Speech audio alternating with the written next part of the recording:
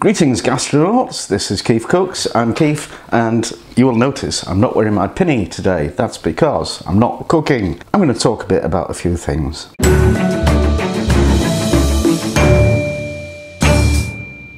So first of all, the reason why there hasn't been a cooking video this week is because it's been a tough week. And I've been trying to make something, and I've made it twice, and it's a bread-based thing, so basically it takes all day. And yeah, it went wrong the first time because I put some ingredients in the wrong place, and it went wrong the second time because I did something stupid near the end. So version 3 is on its way and should be with you early next week. But in the meantime, I know you like your weekly fix of Keef. So yeah, I put that in deliberately for Google's banning algorithm to grab hold of. Thank you.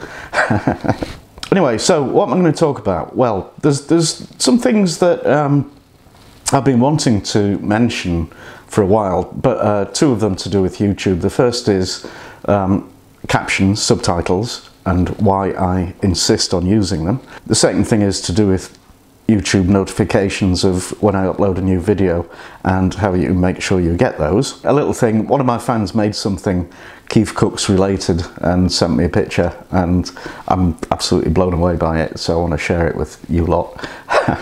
So that's what I'm talking about. Let's talk. Okay, subtitles. The reason I'm talking about this is because in the last week or so I've had a couple of people complaining about the subtitles on my videos and begging me, one of them, to remove them. So that was Street Skater 66, who, you know, really has got his knickers in a twist, but I hope this will solve your problem, and Wesley Jackson, who now understands why it's a good idea to have subtitles.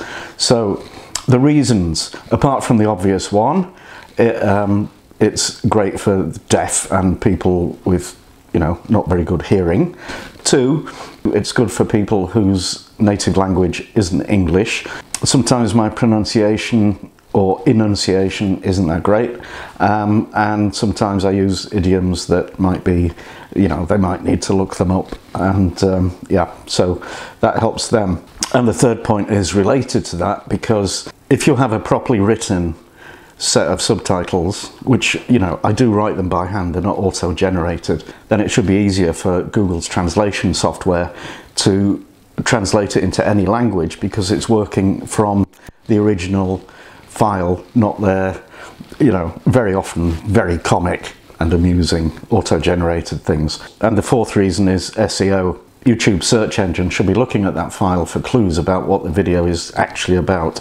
And also I've seen it said that YouTube search engine gives a little bit of a boost to videos that do have subtitles provided. So I'm all for that. Yes, please, I'll have some. That's 4 extremely good reasons why I should keep the subtitles. But yes, it's not easy to manage them. You can do it on a per video basis, which I can understand will get on your nerves after a bit. But you can also do it on a global basis, where, you know, you can turn off subtitles for every video on YouTube that you watch, and I'm going to show you how to do that. So on a desktop computer, this is the kind of thing you see.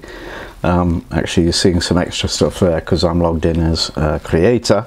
You probably wouldn't see that, but here's a video, and here are some settings. And one of them is subtitles.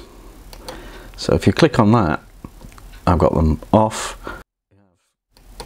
And if you click on options, you can set the font color, background color, all kinds of stuff, and that's all wonderful, except it won't remember that. It'll only use those changes for the current video, which is utter garbage from a user interface point of view, because what you want is a little checkbox that says remember this for all videos, whether it's on, off, or, you know, any customization that you've done.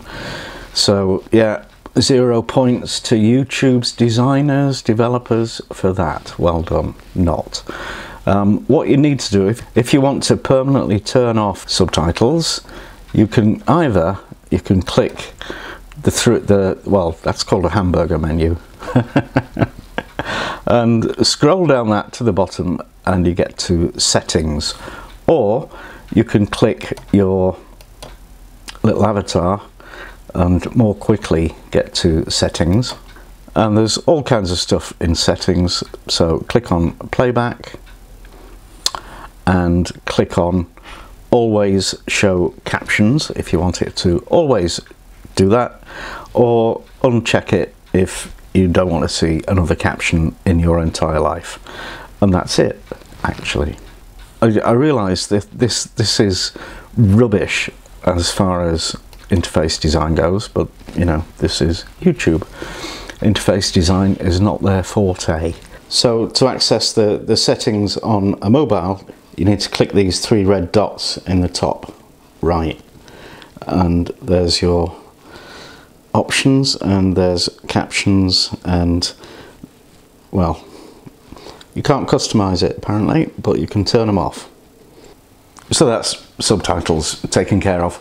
And the next thing is YouTube's notification system. And really, I should have talked about this about 6 months ago when it really started to impact on the sites.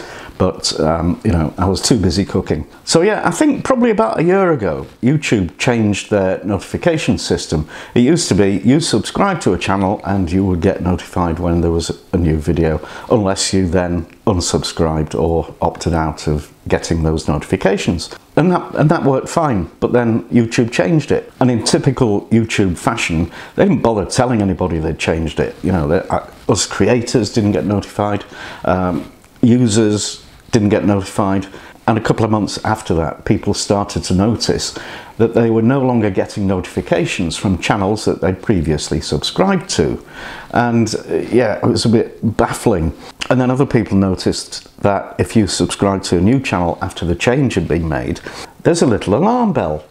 And if you click on the little alarm bell, it gives you options on, you know, notifications, how you get them. Do you get them on your phone? Do you just get an email? Whatever. And, you know, it's pretty clever. But, you know, whoever, YouTube really needs to get their bloody head looked at. They need to get some proper interface designers on board who don't, it's like, you know, first of all, you make a change, an important change, and you don't tell anybody. Duh. And secondly, you make the default that we're going to not bother with all the notifications that you have previously requested, and that you therefore obviously want to get. We're just going to say, nah, not doing that. Those don't count anymore. We're doing the new thing. Oh, it makes me mad. Anyway, here's how you can get notifications working on channels that you've been subscribed to since before the changed system. Now, the subscriptions. I'm here on Scott Ree's channel, and you see here I am subscribed. He's got 198,000 subscribers. Right, gosh. And you see beside it the little alarm clock with a couple of lines. That means I get notifications whenever he uploads a new video. And if you click it, you can stop receiving notifications. So that's cool. I'll turn that back on because I do want them. And finally, the fan project. I honestly, huge shout out to Joseph Carway, who sent me this message on Facebook, and Facebook didn't bother to tell me I got it until a week later, because they're like that. He's at university and he's embroidered this tea towel with KeefCooks logo on it. I'm just, honestly, I am so touched. So thanks, Joseph. That's a really great thing. It really made my day when I saw that. So there we are. I'm all talked out now. Bye. And that's that. I hope you enjoyed it. Now please do the usual: likes, shares, comments, subscriptions, donations, patronage, all that good stuff, or just some of it. And thank you for watching, and see you next time.